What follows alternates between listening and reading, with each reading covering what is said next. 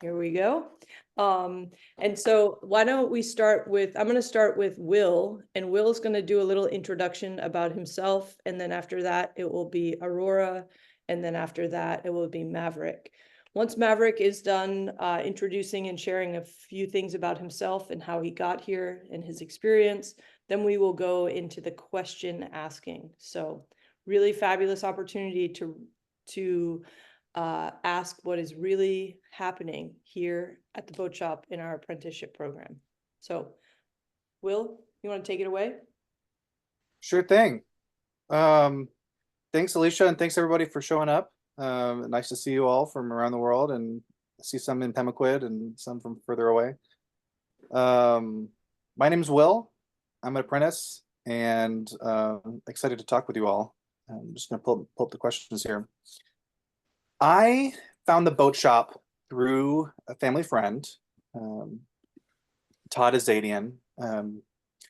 So a little bit of history for me. I graduated college during COVID and started a job fully remote and worked that job for 3 years. And while I liked certain things about the job, the remote nature of it was really tough for me. I felt like I didn't have mentors and social interaction, and I didn't really feel like I was a part of the team. And I spent most of my days just kind of staring at my computer screen, writing code, and it felt pretty impersonal. So I ended up leaving that job, partially because I didn't want to do the job anymore, partially because I was depressed. And there was a few months where I wasn't doing anything at all. But my family friend Todd, who's a friend of the boat shop, he volunteers on Mondays with I saw Matt's on the call. Hey, Matt. Makes the Adirondack chairs.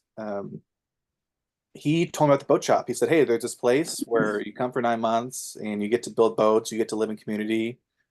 I thought that sounds pretty cool. So I knew I liked woodworking already because I studied mechanical engineering in college, and I had gotten in the wood shop and enjoyed that. And I knew I liked boats because I had grown up sailing a laser and we had a little canoe. I thought, okay, I don't know the first thing about boat building, but let's give this a shot. So I signed up, and here I am. It's been a great experience so far. The boat building is a lot harder than I thought it was going to be.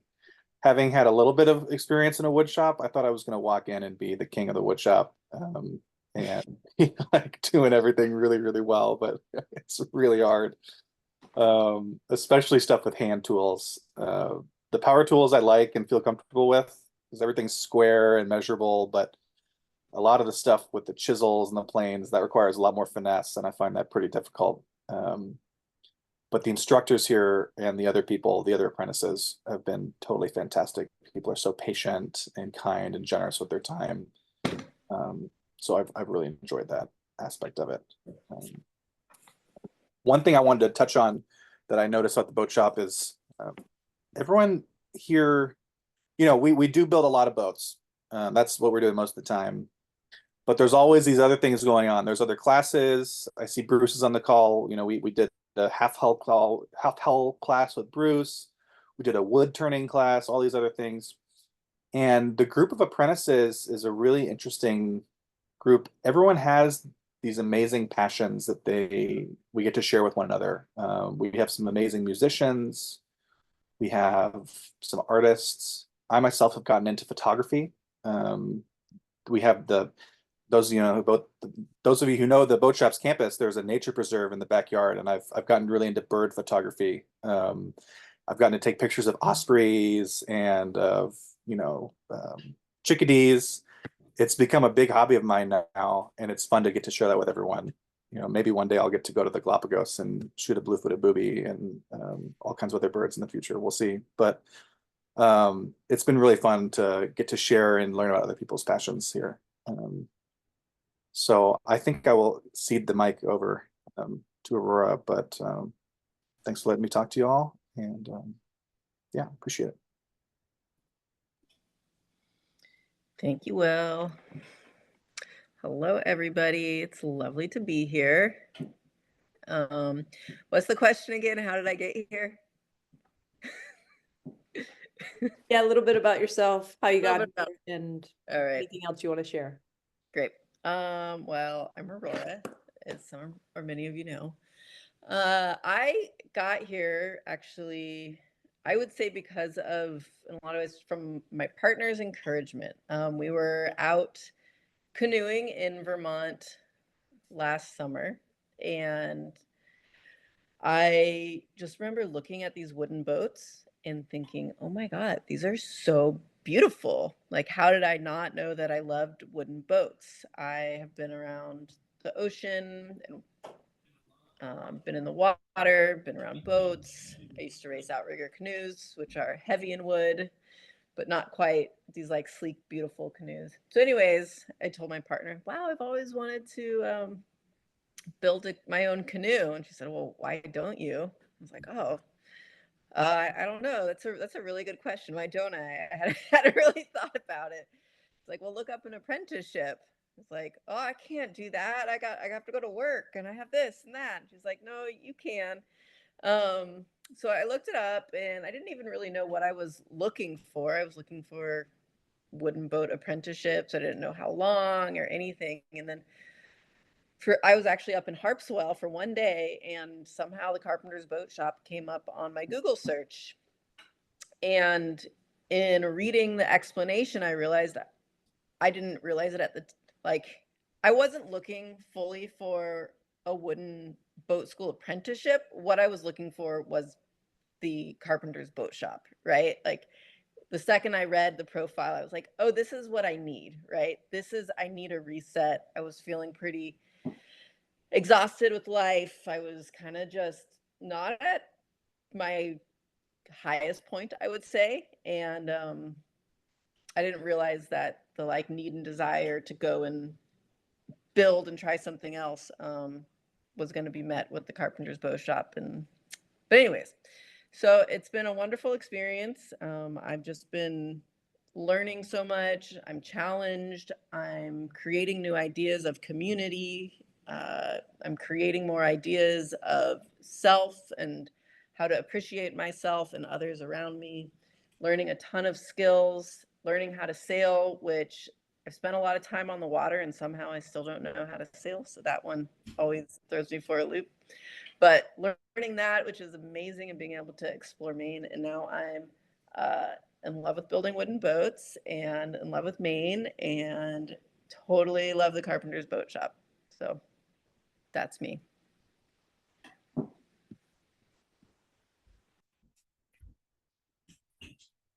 Right on. I guess I'll kick off next. So I'm Maverick Axon. I discovered the boat shop looking online for opportunities outside of Kansas, where I'm from.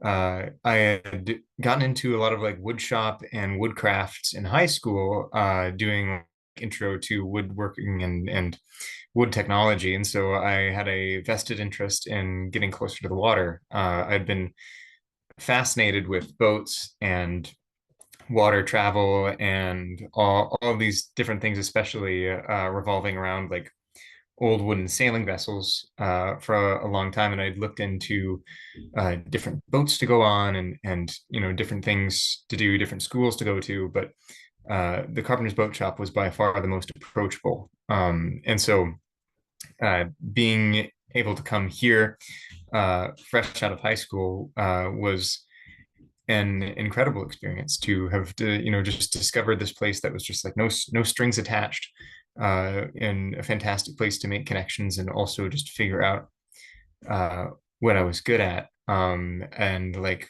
what I wanted to do. And it's given me amazing a lot of amazing stories, a lot of amazing and wonderful people that I have in my life now that I had no I had no idea of I would have met, you know, if not for the boat shop. And so my journey to and in the boat shop has been a lot about those different kinds of connections and just making connections in my own path forward as well as with the people around me. So um, was that all the questions or some there I missed? No, that works, Mav. A Awesome. fun fact about Maverick is that Maverick was with us for the 4-month apprenticeship. And it was when we were realizing that we were going to go back to the 9-month with a seasonal shift. And I think that Mav was maybe 3 weeks into that apprenticeship, and he said, I want to do the 9-month one. And I was like, well, why don't we do this one first and see how we do? And as it evolved and we decided as an organization to go back to 9 months, Mav eventually he went off, and you should fill in the piece about what you did, but Mav went off, had grand adventures, sent a letter to the boat shop, and then reapplied to come back as a 9-monther. And it was one of the easiest decisions to make about this class as for apprentices, because he was a known and I knew he was passionate from the beginning. But Mav, maybe share what you did in between your 4-month and your 9-month apprenticeship. Of course. So with I mentioned a little bit in my previous spiel about boats I had looked about going on to, and so like after the 4-month apprenticeship, I had a lot more resources just from looking online and kind of knowing these streams of communication from being at the boat shop and being in contact with a lot of mainers and a lot of boaters and everything like that, that I was able to get a spot as a deckhand on a schooner in the Great Lakes called Manitou. And I was out there sailing for a summer before coming back for the 9-month apprenticeship. And so that was really incredible. One of the things that made me really passionate about coming back were those connections that actually led me to going out to the lakes and having those incredible adventures. So this place led me to there and led me back here. Thanks, Mav. Aurora, will you share a little bit about like what is our day, what do our days look like and what do our weeks look like, just to fill it in a little bit for folks that don't know? Yeah, absolutely. So I'd say the baseline day. So there's always new things thrown in, but if we were just doing work on boats for the day, get up, we get to come into work at 8 o'clock. We meet in the Learning Nook and we kind of do a little check-in. Chelsea talks to us, gives us ideas, keeps us abreast of what's happening for the day, lets us know what the plans will be, who's gonna be in what group, any field trips, anything we basically need to know.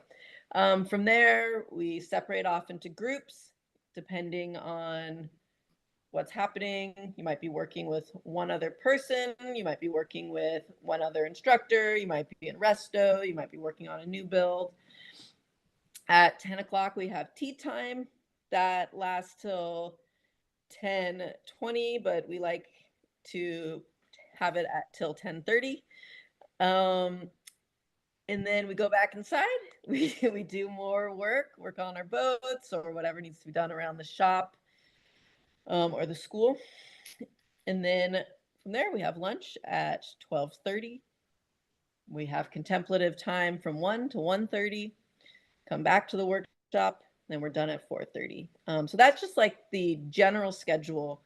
What is great, though, or something that I love about the boat shop is that really no 2 days are the same.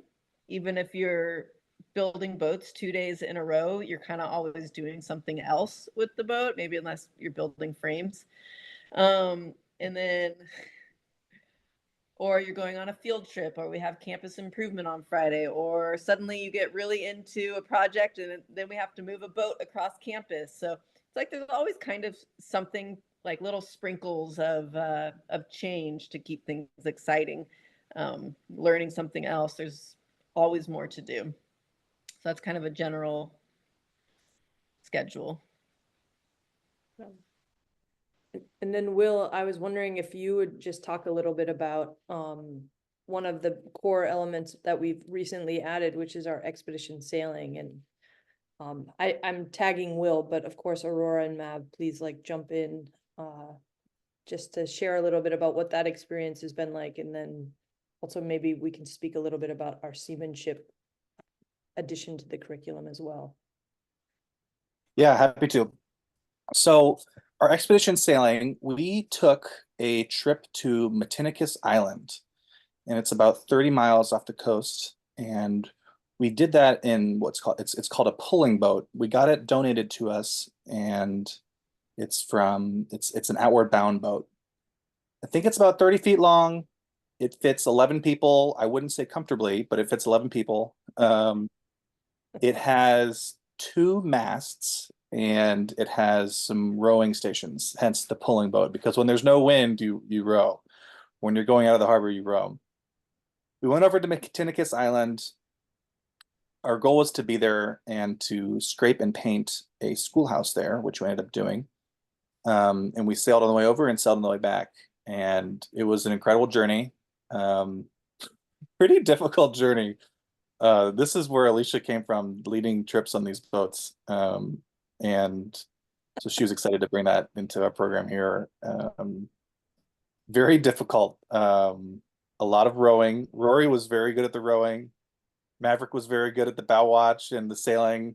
But we had a lot of fun. We thought it was going to take us 3 days to get over there and 3 days to get back, but we got really lucky with the wind this year. So it took us only 2 days to get over there and a day to get back.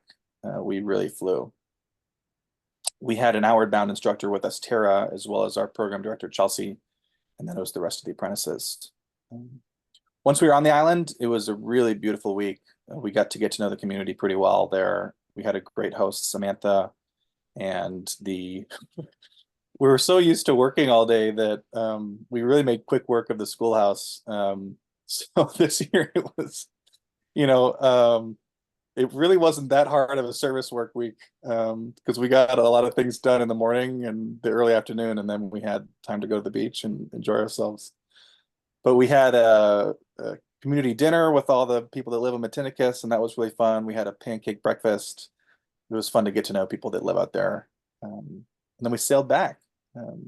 Rory and Mav, I'd love for you to jump in and share anything I missed, but I would say it was a really great experience, except for the seasickness on the way back.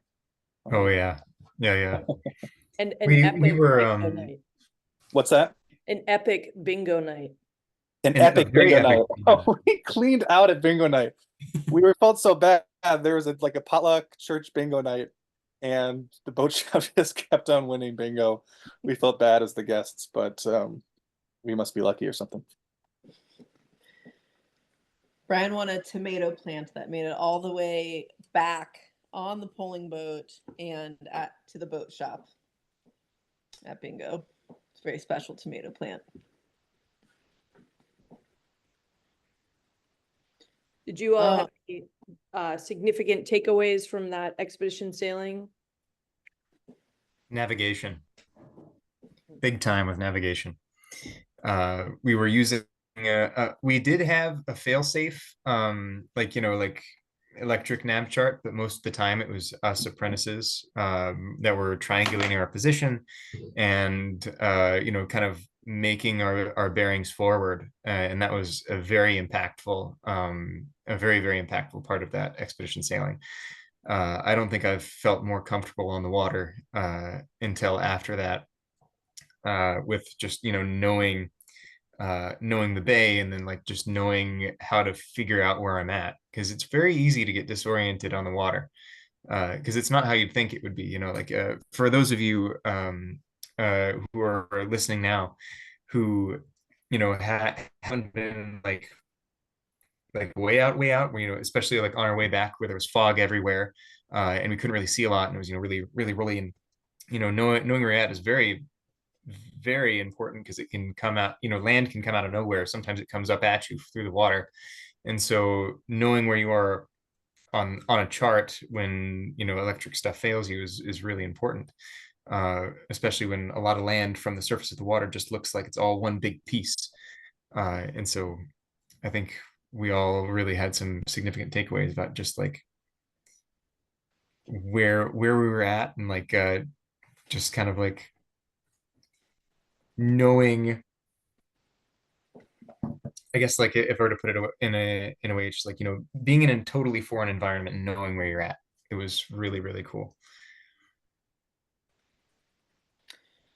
Yeah, I would say agree with Maverick that there's a lot of the technical skills that we learned that were wonderful, the navigation, learning how to sail with a mizzen, reading the wind so that you're able to choose whether or not rowing or sailing is going to be more beneficial. Um, but I think one of my biggest takeaways was more uh, on the interpersonal level, where it's a really good reminder to see how you can still have fun and find joy in really uncomfortable situations. And so much of that has to do with the attitudes and the personalities and the friends that you're around. And I think that the polling boat was a really pivotal experience for all of us to work together and to be challenged and to support each other in a really unique and beautiful way.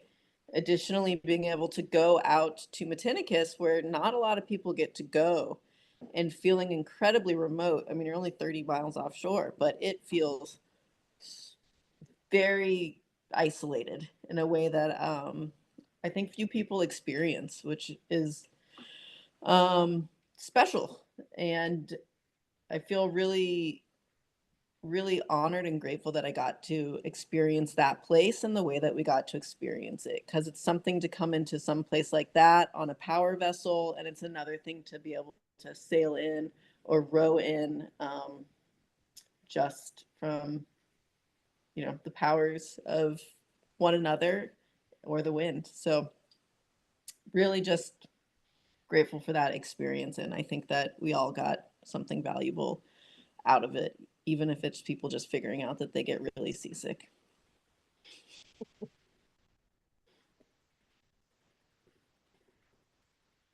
So it's really easy for me to ask these three loads of questions, but I want to open it up to you all. If you have questions, please put it in the chat box and I'll convey those questions.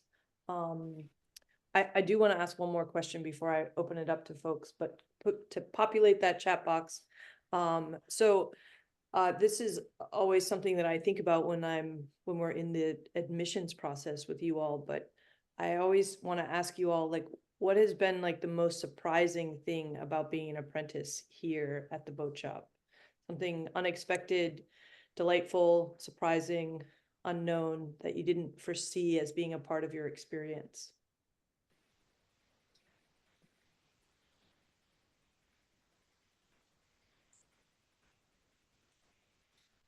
I would say how busy everybody keeps. Like everyone's always pursuing something and like learning something new outside of just boat building. Even when it's not, like a official part of the program per se, there is a ton of time to focus on just so many different like aspects of craft and of like working on things. I think the best way I've heard it put this year was, boat building is a great skill at teaching you how to learn things. And I think that's something that all the apprentices have really, taken on to heart, whether they'd heard those words before or not. It was a huge, just like there's always, always, always something going on.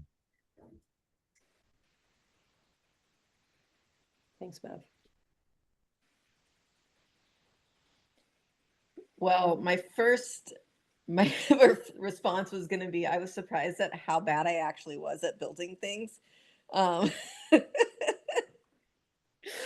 and which is kind of true, but I actually was really delightfully surprised and still am, and I kind of touched on it talking about the polling boat, of how well we all work together and get along. Like, I've done a lot of group projects, worked with a lot of people, and I am truly surprised at how well we all let each other be in our own processy. Like, and if something needs to be acknowledged and fixed, people really come together and do it. for example, at the very beginning, the first few weeks, dishes, right? It's always dishes. Everything's always dishes. I always say dishes are, you know, it's not about the dishes, is what I always say, right? And we brought it up to community meeting. And within like a week or two, we figured out a system that worked so that we can rotate doing that. And I would say everybody's happy. And to me, I was surprised at how well we all just figured it out to make each other happy and comfortable and feel safe and like we're valued here. My also first instinct was to say how hard it is. But I'll dig a little deeper besides that. Although it is quite hard building boats, and I'll admit here on the internet in front of everyone that there are certain days that tears have been shed while building boats. It can be a difficult thing. But I knew I was gonna like Maine and being outside. I knew I was gonna build boats. I knew I was gonna be living in community. One thing that surprised me, and I've really enjoyed, is realizing the size of this community, especially this year with the 45th anniversary. It really put things into perspective, and the scale and scope of what we get to be a part of for this short time. It's been really fun to get to know the friends of the boat shop, get to know the people that have come back for the 45th anniversary celebration. The community that, we have neighbors that we go and stack wood for, or move their boat for them, or do these various things. It's been cool to see how big the community really is, and to get to feel like you're a part of something bigger than just these 9 people. You're on mute, Leash. Thank you, Will. We got great questions coming in, so keep them coming. And so the first question I'm going to ask you all is, what instruments does everyone play? Stop. Well, we've got Wade on guitar. We've got Maverick on like every instrument, violin, guitar. What am I missing? Those are the 2. Those are the main ones. We've got Brian on ukulele. We got Sophia on vocals, banjo, and guitar. Who am I missing? What am I missing? You play a mean harmonica. I play a mean harmonica. I forgot about that. You do play a mean harmonica. Thank you. Thank you. Mav, I think this might be from your sister directly, but it says, Maverick, what has been the most shocking situation that you didn't expect? This is Rachel Agson. Oh, Rachel Exton. Oh, that's my aunt. So the most shocking situation I've been in. The question was the most shocking situation I've been in that I didn't expect. Was that the question? That's correct. Yep. I would say, probably it was probably when I had to. I'm struggling between, it's both automotive things. So I was going out to work at our neighbor's place. So we had a work opportunity to go to a neighbor spot, and then I was driving back home with another apprentice, Sammy, and we took Elliott Hill Road, which, if you don't know the road, it's a road that basically hasn't been touched since the pioneer days, and so it's a mud pit, and so I was going through there, mucking around. I'm just like, all right, I'm gonna see what my car can handle here. And to its credit, did great. It went through those rocks. I didn't bottom out. That was probably very lucky. But I discovered 2.5 weeks, 3 weeks later, that it had knocked off a like feed pipe to my transmission. So like it was like where you put in the transmission fluid and it goes down to the vehicle's transmission. It had fallen off and it had like leaked out all of the transmission fluid except for like a barely like a whistle of it in there, that was all burnt to a very high degree. and at first I thought it was empty because I didn't know it was disconnected. So I put the dipstick in and then pulled it out and it was dry. And I'm just like, oh, that's a problem. And so I brought it back to the boat shop, and I didn't want to like go in for a $1 million repair. So I'm just like, okay, how do I fix this with what I've got? And you know, it's slipping all over the place. And so uh, I would say probably the most shocking situation I is being underneath of that well, being in that situation, and then you know, underneath of my vehicle in the dirt, trying to catch all of the all the drippings from that process, which is not what I expected to be doing, but I was very happy to be doing it. So Thanks, Beth. Another question for you all is, I hear that you've had some interesting boats that have come in to be worked on, maintained. Probably resto is what they're referring to. And what is the most interesting project that you've been able to work on in regards to restoration?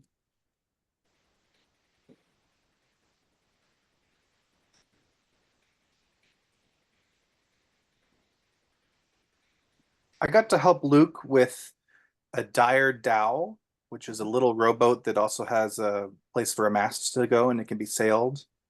And it was a lot of work to restore this thing. But it was so much work. I think it was basically we built a new boat because the hull was all chipped and torn. So Luke re-fiberglassed it and filled it with epoxy. The entire rub rails and in whales, the entire gunnel was messed up. So we redid all that and had to do it multiple times because the curve is so steep on it that when we tried to bend it, even with the steam, it cracked. So we had to end up doing a layered laminated approach where we did multiple thin pieces and epoxied them together. That was fun just to see the total. It was really the whole boat that we fixed. It wasn't just a thing here or there. So that was the most interesting for me.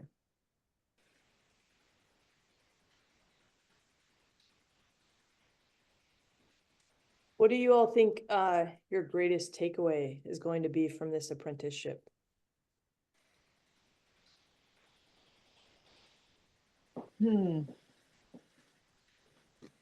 That's a big question. It's kind of hard to think about it when it's not done yet, you know? Sometimes it feels like you need to step away from something for a while before you can fully digest everything that's happened. So I don't know if what I say now would be what I would say in 6 months. But for me personally, one of the biggest takeaways that I got is that I have to live by the ocean. I need to be in the ocean. I need to be in boats. And that is kind of a non-negotiable in my life at this point. So I need to find a way to get back to what it is I really love, and that's finding my way on the water.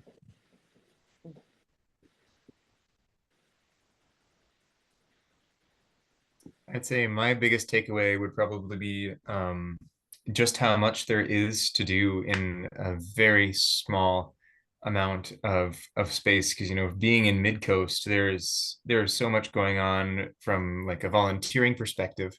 There's so many different projects happening all at once, and all of them have like everybody from the community involved. Like there's tons of people that know people in these programs and these projects, and all of them have incredible stories to tell, and places they've been.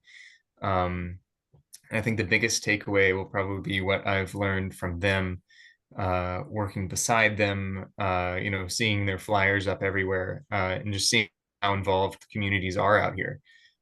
Because it's not like that everywhere, which is a pretty special thing about Maine, I think, and especially about the peninsula we're on. You know, it's everybody is involved.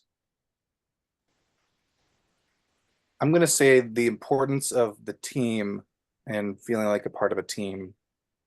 You know, I myself, I'll admit, I don't think I'm going to be a boat builder the rest of my life. And there are some days when it's hard for me to be in the shop. And having a really good group of people around that you actually feel like you're part of, for me, makes my days really enjoyable. And so a conversation here, or a practical joke there, it's this being a part of a team and being part of a group, a community, has been probably the most impactful part of it for me. And I think it's the thing I was missing the most in my old job, being totally remote and just working on the computer. I really lacked for that, and so it's really wonderful to be able to have that here. Anyone can answer this, but what advice would you give someone who's considering the boat shop and isn't quite sure?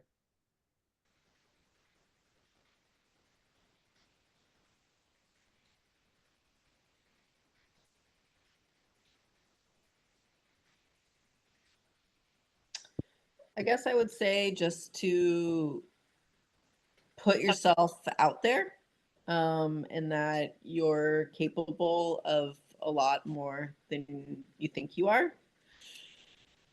Meaning, I kind of think back to the first 2 weeks and what it was like learning how to do our first little building a stool, building our toolboxes, and you don't really know other people yet. And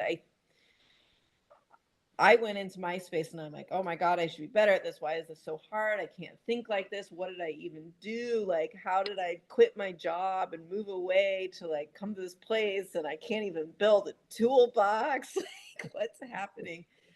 And then recognizing, I looked around and like maybe not everybody, but like most of us were actually in the same place. And how what I had to learn was how good I am or anybody is at building a toolbox has no bearing on who they are as a person. That I have value, we all have value, and we're all going to get better at it. And at the end of the day, it's just a toolbox, it's just a boat. Like, give yourself grace, and you're just go in with an open mind, and you're a lot more capable than you probably give yourself credit for.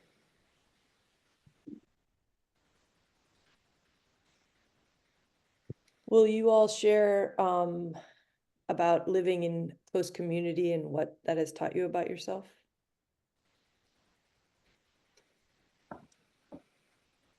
I've learned I'm a lot more comfortable living with others and living with a support system so directly.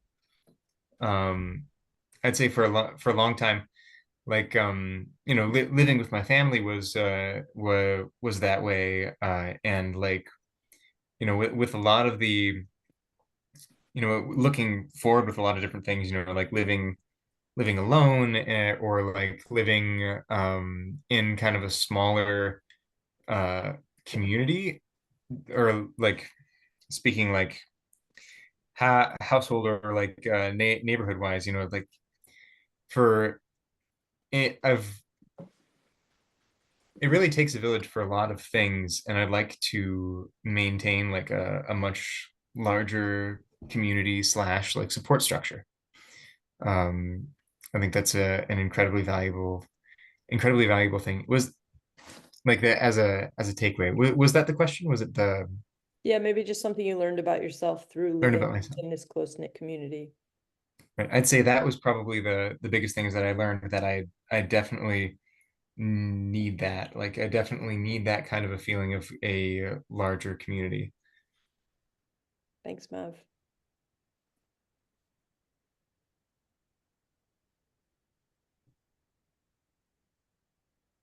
Will any of you continue working with wood and or try to get paid to work as a carpenter or woodworker when you leave? And or will you strive to live in community again, which Mav, I think you just said a big resounding yes to.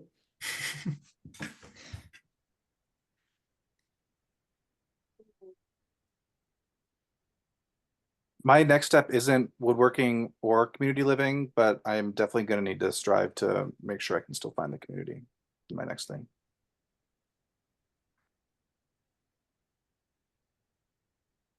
Yeah, I'm definitely looking into woodworking careers. and especially with kind of maintaining on the path of wooden boat construction and sailing. This is, it's been an excellent stepping stone towards that, and I think boats in particular, with the prior question in mind, boats tend to bring people together, whether it's huddling down in the hold during a storm, or if it's during the whole building process. They really bring so many people together and so many skill sets. And I want to keep I want to keep going towards that. Will one of you share what some of our field trips have been like, which is a key component of this curriculum? I'll start with one. The one in particular, we went to the Lyman Morse boatyard, and that was really interesting because they're building boats on a completely different scale than we are, and they're charging they're charging 3 more zeros for their boats than we are, at least, if not more. That was really interesting. I mean, they can make anything there. They make boats out of wood. They make boats out of fiberglass, out of composites. It was really cool to see that and get the tour there. So that was just one thing we got to do, is tour the boatyard, and we got a tour from a former apprentice, and cool to see. I guess we're kind of a part of that in a way. We're a smaller scale, but it's cool to see the other side of the industry as well.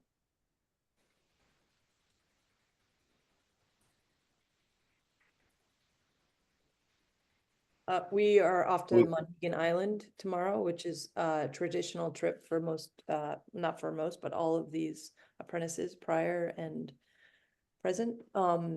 So another question for you all. I have a few more. It is, we're going to wrap it up soon, but how much woodworking experience did folks have before starting this apprenticeship? I built a bed once, a few boxes, but yeah, close to none, I would say. I had some. I had experience in a machine shop and some in a wood shop. I was doing a lot more power tool stuff and CNC machining, though. Designing things on the computer and then having the machine cut it out. And so not a lot of hand tool work. And so that was the big learning thing for me, was the hand tools. And that's still the big learning thing for me, even 7 months in. Yeah, I think I resonate with that very much, Will. From even though I had the 4 months before this time around with this apprenticeship, the apprenticeship before, I was going in with a semester of woodshop, which is a lot more of those power tools, and so it was a whole new ball game. And even this time, it was a whole new ball game with our instructors, with all the different methods to do all sorts of different things, which I think is very exciting. But I would stress to future potential applicants, though, that you don't need a lot of any experience to come here and apply. The instructors are phenomenal, and people are very patient, and I wouldn't think of that as a prerequisite at all. I'm excited for you all to answer this question, but do you ever feel like quitting? When I was making a Dutchman 2 days ago on a plank, I felt like quitting that day. Only come to realize that my Dutchman was totally fine. So I spent 4 hours. But anyways, the program, no, I haven't thought about quitting the program. Not once. Sometimes when you're working on a project and you can't get something the way you want it to, and you feel like you're chasing your tail, yeah, sometimes I want to throw up my hands and be like, I'm done for today. But nope, never actually wanted to quit. I want to come back every day. I'll admit that I have, particularly on days. I guess I can give more detail about the frame day. Frames are the part on the side of the boat that gives structural integrity to the boat. And to cut a frame, especially on a cedar-sided boat, because the boards go over each other like that, requires you to use a chisel, which requires a lot of finesse and touch, and it's very easy to do 1 step forward and 5 steps back. And the tolerance that you have to fit this frame against the outside of the boat is very, very tight. And that was the day that tears were shed. And I guess I can admit that there was more than one occasion that tears were shed on frame day. And so I definitely thought about it those days. But I'll stress again that the instructors and fellow apprentices are very patient and encouraging folks. So Yeah, I would say I've definitely not thought of quitting the program. There have been days when I've wanted to like walk away from the shop just because of all kinds of frustrations, but there's always a desire to come back, not just to the shop, but to the program. I feel very at home here. First apprenticeship and second tenure. It's very much felt like home here. Okay, you all, last question of the night. What will you miss the most when you head home?